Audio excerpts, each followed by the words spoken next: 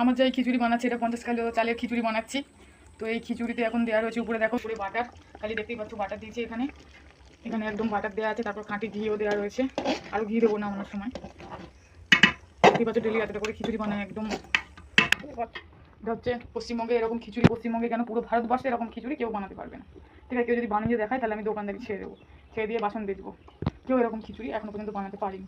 এটা হচ্ছে রেশনের চালের খিচুড়ি, তো ঝাড় দেওয়ার লালের খিচুড়ি, আর এর মধ্যে রয়েছে কাটকি চালু দিয়ে বানানো খিচুড়ি। এরকম খিচুড়ি গোটা পশ্চিমবঙ্গ না ভারতেও কেউ করতে পারবে, এটা আমি চ্যালেঞ্জ দিয়ে বলছি। এটা হচ্ছে খুব ভালো খিচুড়ি, তাই তোমরা আসো, এসে খেয়ে দেখো, দেখো কেমন লাগে তোমাদের। 1 প্লেট খিচুড়ির দাম মাত্র 50,000 টাকা, তাই তোমরা এসে খেয়ে দেখো এটা কেমন লাগে। তার নামে খিচুড়ি, মায়ের ভোগের মতোই দেখতেই পাচ্ছ।